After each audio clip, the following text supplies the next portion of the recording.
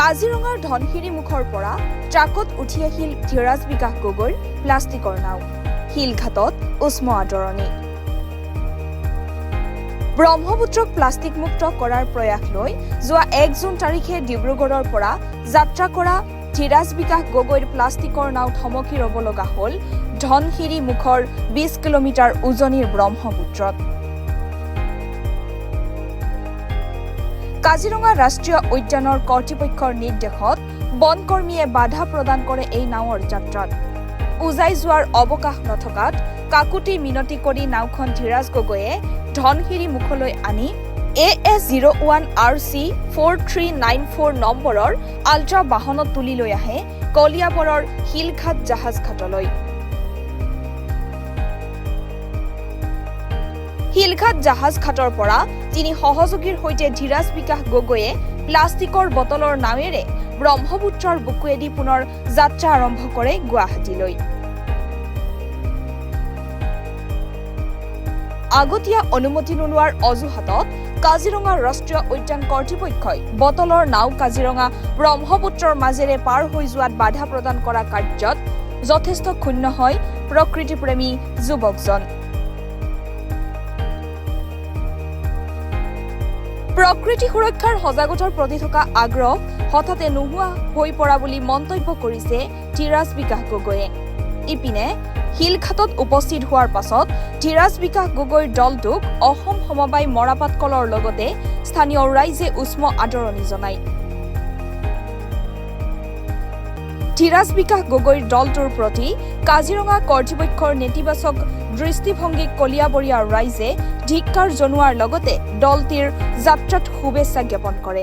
যোৱাকালি 5 জুনত দুপৰীয়া প্ৰায় 11 মান বজাত পালোহি আৰু 11 মান বজাৰ পৰা আমি প্ৰায় 6 ঘণ্টামান তাত ৱেইট কৰা হ'ল। 6 ঘণ্টা ধনশিৰি মুখৰ পোৱা নাছিলোঁ। তাৰ পৰা প্ৰায় 20 কিলোমিটাৰ আগত আমাক ইয়াত ৰখাই থ'লে আৰু ৰখাই থোৱাৰ পিছত প্ৰায় আমি 6 ঘণ্টামান তেখেতলোকৰ লগত ফৰেষ্ট গাৰ্ডে ৰখাই তেখেতলোকে কাজিৰঙা ফৰেষ্ট গাৰ্ডে ৰখাই থ'লে আৰু তেখেতলোকে আমাক নিৰ্দেশ দিলে যে আপোনালোক ইয়াৰ পৰা ঘূৰি যাওক।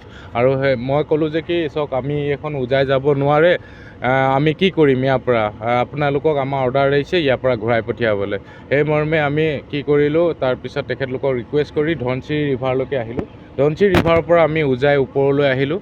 ওপৰলৈ আহি মেলি আমি কি কৰিলোঁ, আমি সিদ্ধান্ত ল'লোঁ যে কি প্ৰথমে সিদ্ধান্ত লৈছিলোঁ ঘূৰি যোৱা, কিন্তু পিছত আকৌ সিদ্ধান্ত ল'লোঁ যে কি আমি আকৌ শিলঘাটৰ পৰা আৰম্ভ কৰিম। ঘূৰি যোৱাত আমাৰ পাৰ্মিশ্যন নাই দিয়া আমাক ইয়াত যিখন আহি আছে সেইখন আপোনালোকে ৰখাই ইয়াৰ পৰা পঠিয়াওক বুলি অৰ্ডাৰ আহিছে বুলি আমি সেইকাৰণে কাম কৰি আছোঁ। মই ৰিজন সুধিছিলোঁ, তেখেতে একো ক'ব নোৱাৰিলে। আমাক খালি অথৰিটি এইটোৱে দিছে যে কি ইয়াৰ পৰা যাবগৈ অৰ্ডাৰ দিছে বুলি। তো ময়ো কামনা কৰিছিলোঁ তেখেতলোকে যে কি কোঅপাৰেটিভ কৰি আমাক যে কি এস্কৰ্ট দি পাৰ কৰাওক, সেইটো কোঅপাৰেটিভ কৰিবলৈ আমি মানে আহ্বানো জনাইছিলোঁ বা ময়ো বিচাৰিছিলোঁ যে কি এটলিষ্ট আমাৰ নাওখন ৰাস্তাত নাহি পানীয়েদি অহাৰ কথা আমি চিন্তা কৰিছিলোঁ। মই ভাবিছিলোঁ যে কি কাজিৰঙাত এটলিষ্ট গৈ অহা এটা বটল হ'লেও মই তুলিব পাৰিম বুলি মই মনত আশা লৈ আহিছিলোঁ, কিন্তু সেই আশা মোৰ আজি আশা হৈ ৰ'ল।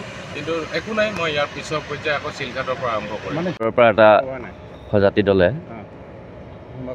ডিব্ৰুগড়ৰ পৰা এটা সজাতি দলে প্লাষ্টিক মুক্ত কৰিবৰ কাৰণে আজি আমাৰ অসমখনক এটা প্লাষ্টিক বটলৰে এখন নাও তৈয়াৰ কৰি পেলাই ব্ৰহ্মপুত্ৰৰ বুকুৰেদি গুৱাহাটীলৈ ৰাওনা কৰিছিলে। ঠিক তেনেতে কাজিৰঙা পাওঁতেই তেখেতলোকক বাধা দিলে যে এইখন নাও ব্ৰহ্মপুত্ৰ দি যাব নোৱাৰিব। সেয়েহে আমি সঁচাকৈ দুখিত হৈছোঁ যে প্লাষ্টিক মুক্ত কৰিবৰ কাৰণে অসমৰ ৰাইজক সচেতন কৰিবৰ কাৰণে তেখেতলোকে যিটো পদক্ষেপ লৈছিলে, পানীৰ বটলেদি তেখেতলোকে নাও তৈয়াৰ কৰি ব্ৰহ্মপুত্ৰৰ বুকুৰেদি গুৱাহাটীলৈ ৰাওনা কৰিছিলে, তাত সঁচাকৈ বাধা দিয়াটো বৰ ভুল কৰিছে। আমি সঁচাকৈ দুখ পাইছোঁ। আজি আমি শিলঘাটবাসীয়ে অসম সমবায় মৰাপাট কলৰ মা কামাখ্যা মন্দিৰৰ তলৰ যি অশোকাষ্টমী মেলা কমিটিৰ ফিল্ড আছিলে, তাৰ সন্মুখতে আমি সেই নাওখন গুৱাহাটীলৈ ৰাওনা কৰাব বিচাৰিছোঁ। আমাৰ শিলঘাটবাসীৰ লগতে কলিয়াবৰ সমূহ ৰাইজে ইয়াত সহযোগিতা আগবঢ়াইছে। কিন্তু আমি পুনৰবাৰ কৈছোঁ, কাজিৰঙাবাসীয়ে যিটো কাম কৰিলে, সেই নাওখন ব্ৰহ্মপুত্ৰৰ বুকুৰ পৰা উঠাই ঘূৰাই পঠিয়াইছিলে, সেইটোত আমি সঁচাকৈ দুখিত হৈছোঁ। তেখেতলোকে তাত এটা ভাল পদক্ষেপ লৈ তেখেতলোকক সহযোগিতা কৰাহেঁতেন আমি নিশ্চয় ভাল পালোহেঁতেন। কলিয়াবৰৰ পৰা লক্ষ্যজ্যোতি বৰাৰ প্ৰতিবেদন, দি নৰ্থ ইষ্ট।